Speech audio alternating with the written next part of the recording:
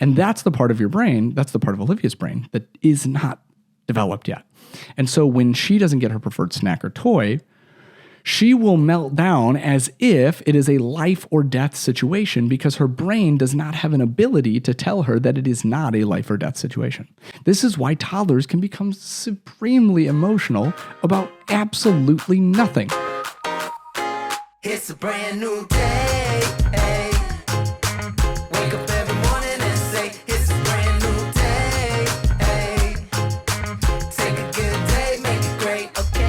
'Cause in this episode of the Whole Parent Podcast, we are talking about probably one of my favorite topics. It is tantrums, it is meltdowns. Especially in this episode, we're going to be answering 3 questions from toddler parents about tantrums and meltdowns. And tantrums are near and dear to my heart, not only because I have toddlers, but also because handling tantrums, getting through tantrums was one of the things that launched the Whole Parent platform, where I went from being just a dad making TikToks, which I still am, right? I'm still just a dad who makes TikToks and helps parents based on the things that I've learned and the things that are working for me. And then we apply that and we work with other parents and add the research to that and all that.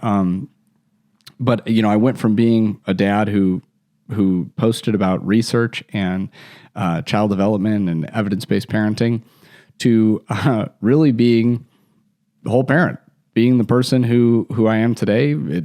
Tantrums is kind of how we launched the membership, which is where I do kind of my best work. It's where people started to ask me questions like, hey, can we get longer form content? Things like the email list, eventually what became the podcast, which you're listening to right now. But tantrums are really challenging. And so it's unsurprising to me that we have questions about tantrums that we can spend a whole episode on this, because this is, some of the most common questions, especially for those toddler parents that they ask, whether in the membership, like I said, or in DMs or emails or whatever. So the first question, and remember, as always on the Whole Parent Podcast, we take 3 questions that are from parents that kind of encompass and embody the other questions that we get. So when we put out, calls for, hey, how many people, what questions do you have? We'll get, 20, 30, 50 questions. And we'll take 3 of them that are on a specific topic, and then we'll dig into that topic. And so today we have 3 questions from Lauren, Melissa, and Michelle. And Lauren, Melissa, and Michelle have kids who are 2, 3, and 4 years old. Actually, 3, 4, and 2 years old. That's the order that we're doing them in. And they all have questions about tantrums and meltdowns. And so we're going to just jump right into it. The first question comes from Lauren. It says, hi, this is Lauren. My child's name is Olivia. She's 3 years old. Lately, Olivia has been having frequent tantrums, seemingly over minor things like not getting her preferred snack or toy. I'm finding it challenging to manage these outbursts. Can you share some strategies for handling tantrums and understanding the reason behind these behavioral issues? Lauren, I absolutely can. This is a really, really common question. Why does my 2-year-old, why does my 3-year-old melt down over seemingly nothing? And the short answer is because their brain is still new. And so when we think about brains, we can think about them, the easiest way that I have found to talk to parents about their children's brains or their own brains is in layers, right? So think about it in 3 layers, with the layer at the center being the most central, right? So it's kind of like, instead of like layers like top, bottom, it's like the most inside, then a little bit further out, and then the outside. Our brains are majority outside, 3rd level. And that's where all of our reasoning and thinking and logic comes from. That's what makes us human, right? The number of what we call cortical neurons, which are the neurons in our cortex, that's the outer layer. The number and density of our cortical neurons and connections that they make is just so much higher than any other animal on planet Earth. And it's what makes us able to do complex problem solving and develop things like language and complex reasoning and math and all that other stuff, things that other animals just can't do. And this part of our brain takes the longest to develop. On the other hand, the parts of our brain that are more interior the limbic system and the brainstem, these are parts of our brain that develop almost entirely in utero, so before we're even born. And this is the places in our brain where our fight, flight, freeze reaction comes from. Our stress response is another fancy way to call that, right? Our sympathetic and parasympathetic nervous system, or, that's where that comes from. And then at the brainstem is things like, that was the limbic system. That's the middle layer. And then the smallest layer, the layer at our brainstem, the part of us that even we share with lizards and really simple creatures out in the world. Our brainstem are things that control things like our heartbeat, our temperature, etc. So another way to think of this is not in layer 1, layer 2, layer 3. A lot of people call it the lizard brain, which is our most interior. It's the thing that we share with lizards. Then our mammal brain, which is the thing that we share with most mammals, especially primates. And primates, I keep saying primate because my kid's into Pokemon right now. Primates. And then that's where we feel our feelings and our emotions and our fight or flight response. And then at our highest level of thinking is our neocortex, which is our human brain. So why am I talking about this? Well, basically, when we say that our brainstem is developed at birth, it is, right? We could not live without our brainstem being fully functioning at birth. So this is, again, body heat, temperature. Is it really good at those things yet? No. This is why skin-to-skin contact in the first couple days of life are really important. This is why we do that, is because we can co-regulate our bodies with our kids. So if our kids, kids that are 1 or 2 days old, especially preemies who are born prematurely, they have trouble regulating their body temperature, regulating their heart rate. And so by being in contact with another human being, their body actually adjusts to our body. And in women, it's even crazier than that, right? So when women do skin-to-skin contact, their bodies will regulate up or down a couple of degrees to help their child to regulate up or down. So if you just think about the human body is crazy, guys. It's crazy. But the brainstem, by and large, is developed on day one. What's more surprising is that the emotional center of our brains and memory, the emotional center and the memory centers, the limbic system, what we call the stress response, the amygdala, if you've ever heard me talk about that in other places, this is fully ready to go also basically on day one, definitely within the first 6 months, and definitely in Olivia, who's 3. And so this means that they can feel the whole range of human emotions, but they have no control over those emotions. They have no ability to regulate it. So the part that develops last is the outside of our brain, the neocortex. And this part of our brain, it develops all the way up until our mid-20s. I'll say that again. It develops all the way up into our mid-20s.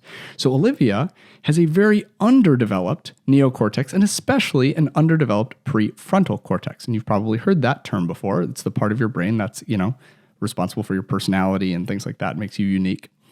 And so Olivia's prefrontal cortex is still very much developing and has not learned the skill of communicating with her limbic system to tell her when there's an issue that is a big issue versus when there's an issue that's, an innocuous issue, like not getting the snack that you want or the toy that you want. The example that I always use, Lauren, is the color cup that you want, right? You have your 3-year-old who really wants a glass of milk or water or whatever, and you give it to them in the wrong color cup, and it's like you've, scarred them for life, or you've kicked their puppy or something. Like they respond so horribly to this, seeming injustice in their mind. And the reason is because their body is constantly scanning for threats. That's what their limbic system, which again is developed on day one, is doing. It's just looking around the world for threats. And anything that invokes any level of emotion can be determined by their limbic system to be a threat. Now, the same is true for you. It's why when you see something off in the peripheral of your vision, right? You're in a dark room or something, or maybe you're not. You see something off. If I saw something, like I have a wall that's pretty close to me right here. If I saw something climbing up the wall and it was in my periphery, I didn't actually see what it is, my body would respond before I even turned to look. Like I would get a cold sweat. I would have the adrenaline rush, right? So our limbic system responds very, very quickly. And that's true for all of us, that even those of us with the prefrontal cortex that's fully developed, who are over the age of, let's say, 25, 22, that our prefrontal cortex is fully developed. And because it's fully developed, even so, when we see the shadow of something crawling up, or when, a deer jumps in the road in front of you, your limbic system still reacts first. It reacts, hey, this is a threat. We need to respond. The difference is in our prefrontal cortex, especially in what's called the OMPFC, the ocular medial prefrontal cortex that's between your eyes and in the center. There is this part of our prefrontal cortex that can communicate with our limbic system, so that when I look over and I see that it's not actually a gigantic spider climbing up, it's just, a fly or something, there's a part of my brain that can go, hey, John, chill out. It's not a big deal. And that's the part of your brain, that's the part of Olivia's brain that is not developed yet. And so when she doesn't get her preferred snack or toy, she will melt down as if it is a life or death situation, because her brain does not have an ability to tell her that it is not a life or death situation.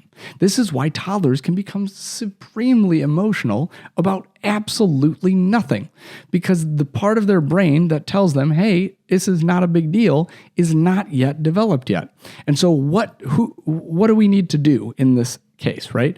How can we share some strategies for handling these tantrums? And hopefully you now understand the reason behind this behavior, right? It's not a moral failing. It's not because they're entitled or they're self-centered, although they are egocentric, but that's a normal part of development. And that's a good thing. It is because their brain is just simply not developed enough to calm them down of its own volition. They need help, right? In the same way that your kid needs help learning how to read and write, because it would be ridiculous to assume that a 2-year-old could read and write. You have to wait for that to happen, right? It would be ridiculous to think that a 10-year-old could do complex equations, calculus, although I'm sure there is some 10-year-old somewhere who can, because their brains are not yet developed enough to do those types of activities. The same is true with a 3-year-old who cannot emotionally regulate over not getting their favorite toy or their preferred toy. And so it's literally a developmental thing, right? Like, you would not see it as a character flaw in your 6-month-old that they couldn't walk. You would say, no, of course they can't walk. 6-month-old usually can't walk. Well, I see the same things. Like, why can't this 3-year-old get over this, like, not getting their preferred toy? It's like, well, for the same reason that your 6-month-old can't walk, for the same reason that your 1-year-old, you don't expect to speak in full sentences, for the same reason that you don't expect your 3-year-old, although I know this is becoming more and more popular, to be able to read, right? Because there are things that just take time. Their brains are not fully developed to be able to do those activities. Right? You don't expect them to be able to solve logic puzzles at 5 years old. And so understanding this and understanding the reality of just development and just child life, you have to give a little bit more grace to kids who are younger. And so how do you actually handle it in the moment? It's not really complicated. A lot of people want to make it complicated. It's not really complicated. Number one, you may need to deploy what we call a grounding exercise. And we're going to talk more about grounding exercises with Michelle and Bella, who's 2, in a moment. You might need to, deploy a grounding exercise. But number one, even before then, the 2 steps to this are to meet your kid where they are in their emotions. So to screw up your face so that it mirrors your kid. So if your kid is crying and their whole face is scrunched up because they didn't get their toy or their snack, instead of responding with rage or frustration, which is often or annoyance, which is often the trigger. We get annoyed and triggered when our kids whine and cry because, by the way, the reason why we get annoyed and triggered is because usually we were shamed for those activities when we were young. And so it's triggering to us to see a kid crying because, hey, you're not supposed to cry because I wasn't supposed to cry.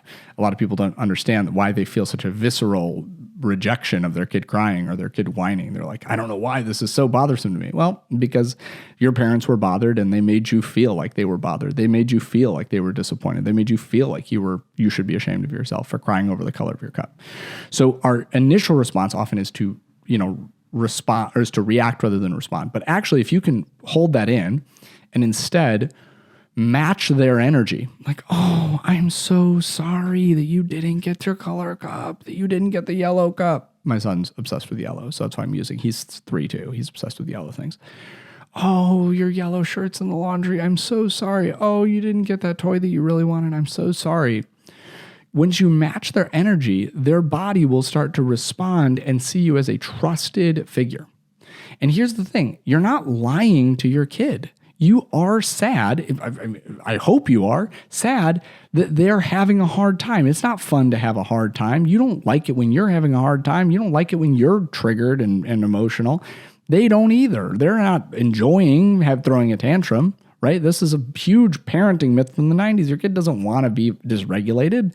They hate that just as much as you are annoyed by it. They hate it probably more than you do. And so meet them where they are and say, I'm so sorry that you feel this way. And then once you've met them there, you can actually start to lead them out by using your ability to logic or reason. Now, trying to throw logic in their face is not going to work. But, saying something like, oh, I'm so sorry. And I'm just going to use this example because this literally just happened to me this week. I'm so sorry that your yellow shirt's in the washer. I know that you really want it. I hate when my favorite clothes are in the washer, or if I were you, I would feel really upset about that. So I'm matching his energy, and then I'm going to spin off of that, and I'm going to go, should we set a timer so that we know when the laundry's done so that we can take out the yellow shirt? So now I'm problem solving, but I'm not problem solving before I validate the feeling. And I'm not problem solving before I actually match the energy.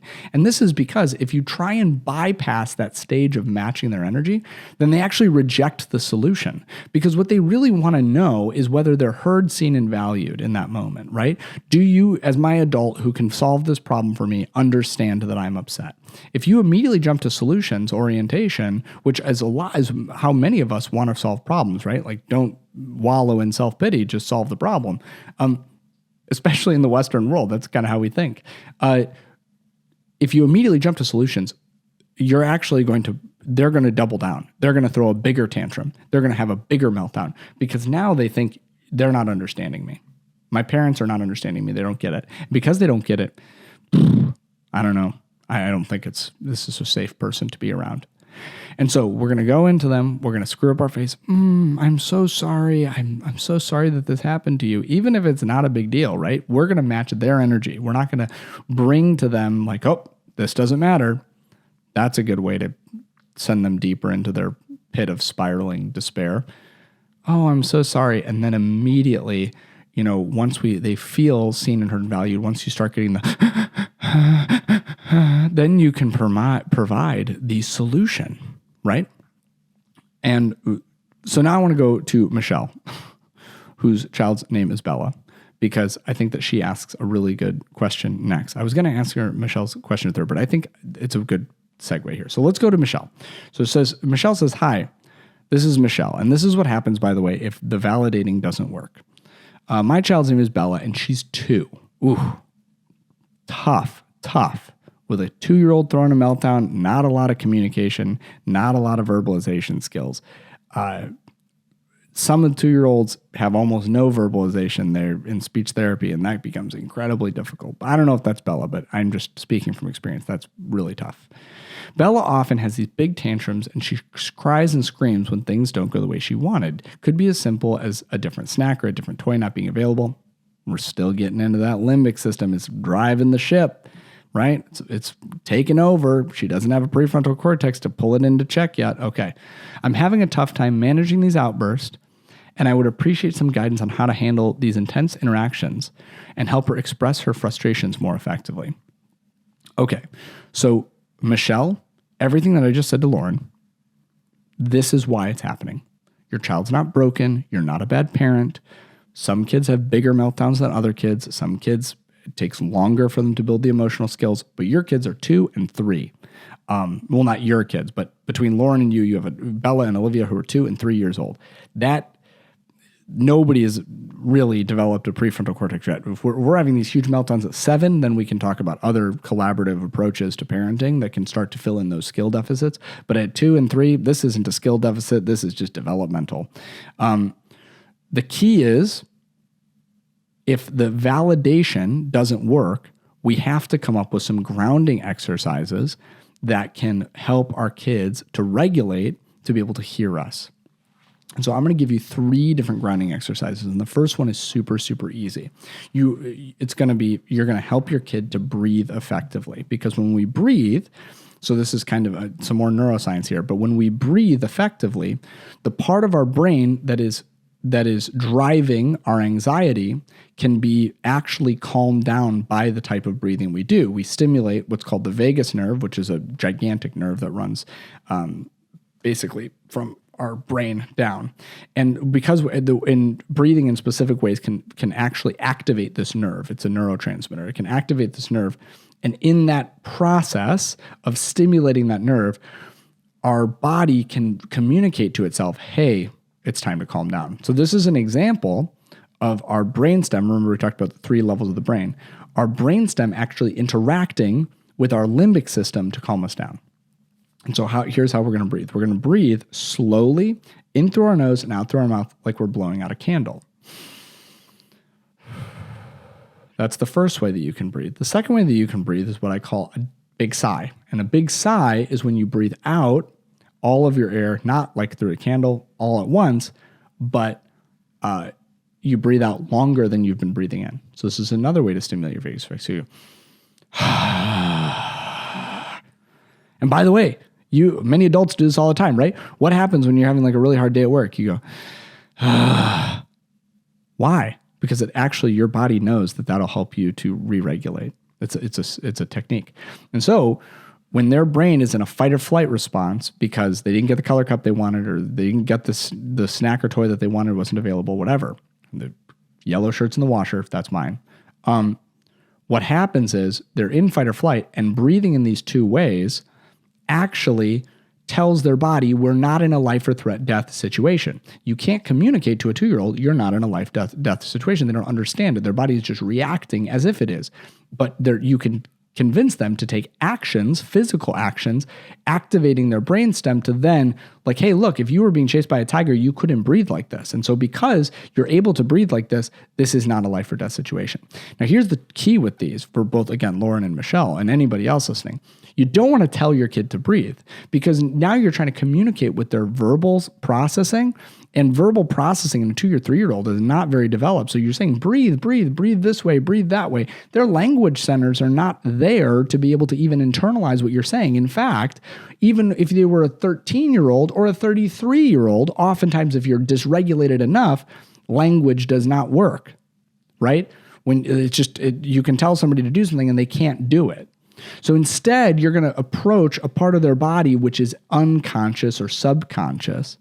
And so instead of telling them to breathe, you're just going to model it, which is so much easier, by the way. So your kid comes running up to you. They're screaming, they're crying, they're upset about whatever. You're just going to hold their shoulders or hold them in your arms, and you're just going to start to do the action yourself. Whatever you want your kid to do, you got to do it. So if you want, and this, by the way, goes for all parenting. You want your kid to stop yelling at people, you got to stop yelling at people. You want your kid to be kind to people, you got to be kind to people. You want your kid to be generous, you got to be generous. Okay, same thing is true. You want your kid to breathe like this, you got to breathe like this. So you're going to hold them and you're going to go,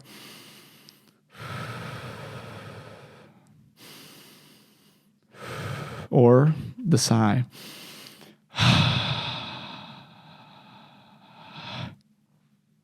And as you do that, what's going to happen is your kid is going to start to match that and mirror it.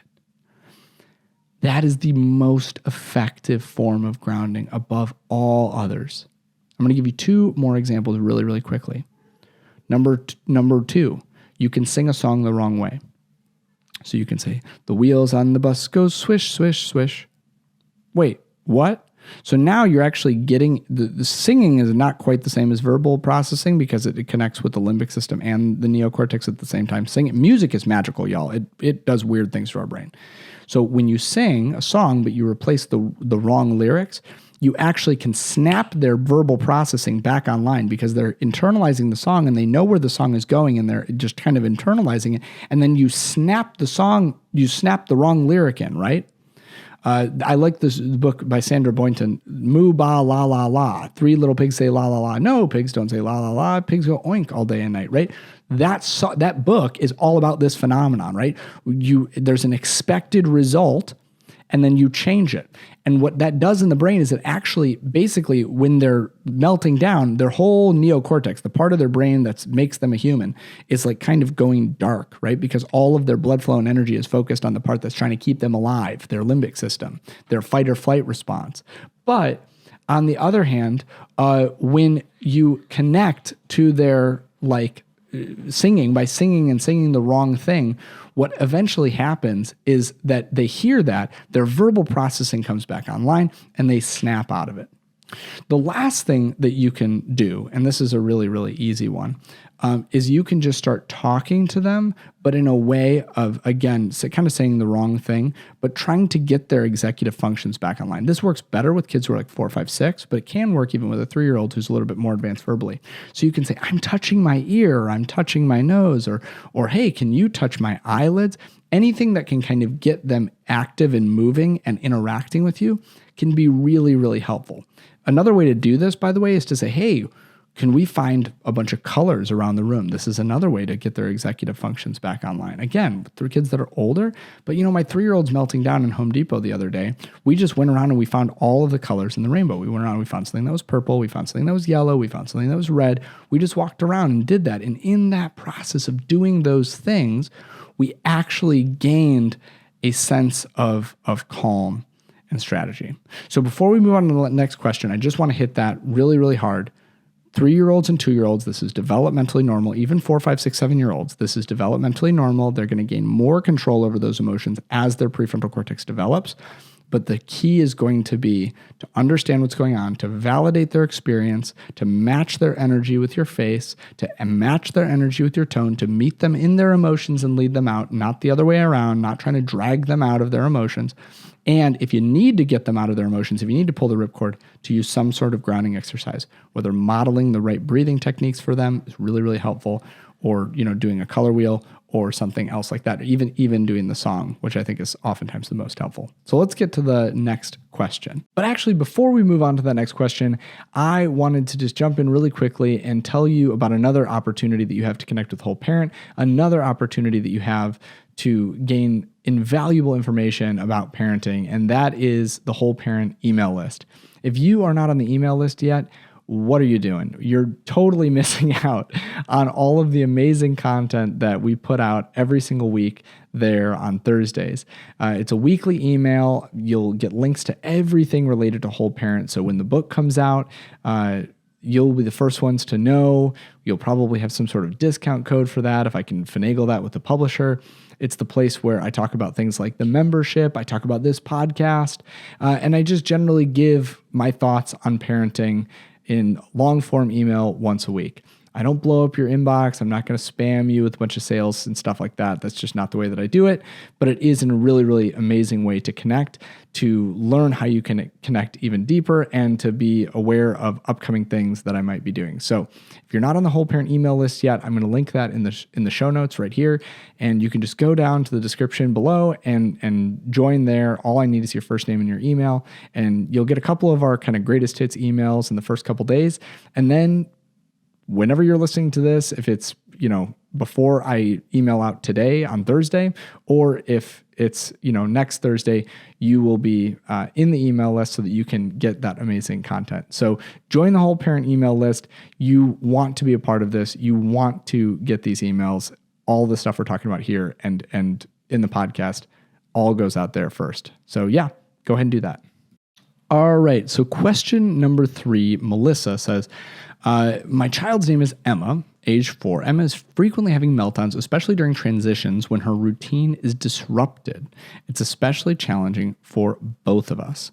I want to create a more nurturing environment while addressing her behavioral issues. Can you provide strategies for helping her cope with changes in routine? Okay, so really, really amazing, Melissa, here that you are already aware of the cause of the meltdown, and that it's a disruption in routine. I cannot speak highly enough about a lot of us try and address behavioral issues the way in which behavioral issues were addressed for us. And oftentimes that is focusing on the behavior, which is the symptom, and not focusing on the thing that the behavior is communicating, which is the underlying condition. So if we're talking about like medicine, right? If a person presents to you as a doctor, I'm not a doctor, so I don't actually know what I'm talking about here, but this is what I understand as a person who grew up with doctors. As my sister-in-law is a doctor, and my whole family's in medicine. I'm the only one who's not. From what I understand of medicine, right, and working in a hospital myself for a while, when a person presents to you with symptoms, there is always a desire to ease their symptoms and to make them more comfortable. But ultimately, the goal is to address the underlying concern that they have. And behaviors oftentimes are symptoms of an underlying issue, right? An underlying communication. So I write about this in my book a lot, but I think that this is really important that Melissa has identified for Emma here. Hey, the issue seems to be the disruption in routine. And so especially with older kids, right? Emma's only 4, but especially if Emma was like 6, 7, and you're having a meltdown over the same thing, we got to find the culprit first. And so we've done that with Melissa. Melissa has figured that out. She's figured out what's going on with Emma, and it's routine. And it's not surprising that it's routine, and this is why it's not surprising. Kids, because of their underdeveloped brains, one of the things that our brains are designed to do, the thing, one of our best evolutionary responses that we have as human beings is an ability to predict the future better than other animals. In fact, we are the future thinking animals. We're the ones who make decisions for the future, not instinctively, right? Like other animals may store up nuts for the winter so that they hibernate, but that's an evolutionary, that's not a thought through action. That's just, hey, this is what I do. This is part of my, life. So even though that's instinctual in other animals, that's just part of my coding, my genetic coding. For humans, we actually think about the future. We actually think about what's going to happen in the future, and then we make decisions and try and figure out how to change our actions to predict the future, to do a better job with this. And so because this is the reality for all of us, that we're constantly trying to predict the future, we sometimes forget that kids with a underdeveloped brain cannot predict the future very well. And so how do kids feel comfortable? They feel comfortable based on 3 things. Number 1, having their basic needs met, for connection, they're not hungry, they're not tired, all those things. Those things can feel much more, being hungry to a child can feel much more threatening because they don't have a chance of predicting the future, where my next meal is coming from. They don't have a real concept of time, often even at 4 years old, where, an hour can feel like a day or it can feel like a minute, depending on how they're experiencing it. So that's number 1, they have their basic needs met. Number 2, they have routines. Right? And that's what you're identifying here, right? So they can't predict what's going to happen next, but if the routine is such where they don't have to predict it, where it's just going to be the same thing every time, or, around bedtime or around, leaving meal times, whatever, once the routine is in place, then they don't have to predict the future. The routine does the prediction for them. And the last piece is boundaries. And we're not going to talk really about that now, but kids who don't have any boundaries don't feel safe in the world. And because they don't feel safe in the world, they can have frequent meltdowns simply about not feeling safe. And so the thing with the routines is the best way to deal with a routine that is going to be changed or that's going to be disrupted is, number 1, to accept the reality that when the routine is disrupted, you're going to get dysregulated behavior. Just accept it. We just came out of the holidays. We've been talking a lot about this around the holidays. The routines they just all go out the window around the holidays. I think this question actually came in as a kind of a holiday question. The routines all go out the windows around the holidays. Kids get hyped up on sugar and everything else, but really it's the lack of routine that's really is a big struggle for kids, whether they're 4 or 7 or 10. The routine goes out the window and then the kids get dysregulated. So just accept that you're going to get dysregulated behavior, and it'll change the way that you view it. It'll change the way that you respond to it when you know that this is a normal, natural thing for your kid to do. And like, hey, we threw off their routine. It's not that they're ungrateful for Christmas morning. It's that Christmas morning is so out of routine that it's troubling to them. It's difficult for them. More highly sensitive kids are more sensitive to their routines. Neurodivergent kids are more sensitive to their routines.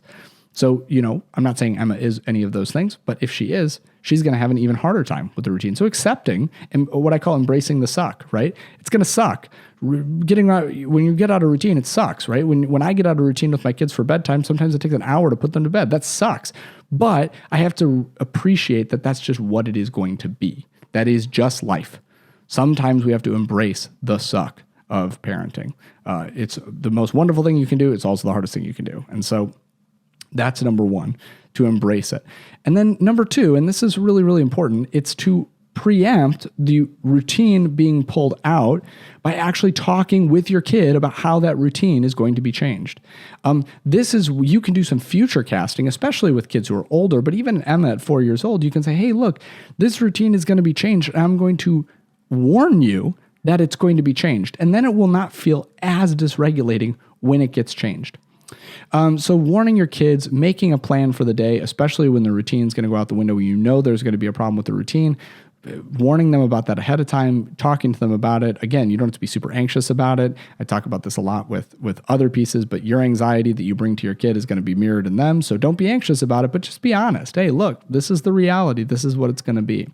And then the last piece here, beyond, embracing the suck and preempting the routine, is to process the routine after the fact that it broke down. Hey, it was really hard when we didn't get to do story time because we were at this holiday party and we didn't get home in time to do story time.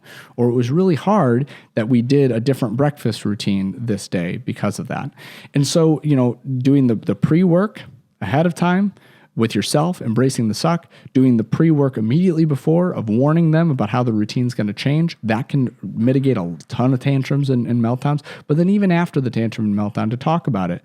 Because ultimately, especially when kids are getting older, 4, 5, 6 years old, the more you can talk about it, it does build those strategies to cope with the changes in routine. And so that's kind of the answer to the end of your question, Melissa. You said, can you provide some strategies for helping her cope? Yeah. Number one, just embrace it on your end so that you're not, when the routine goes off the rails, if you're embracing it on your end, you're not going to come down like a hammer on your kid who's just obviously having a hard time, not giving you a hard time. Number two, you can preempt it. Number three, you can do the work on the back end so that the next diversion from the routine, the next, going off path and all of a sudden it's a challenging and scary thing.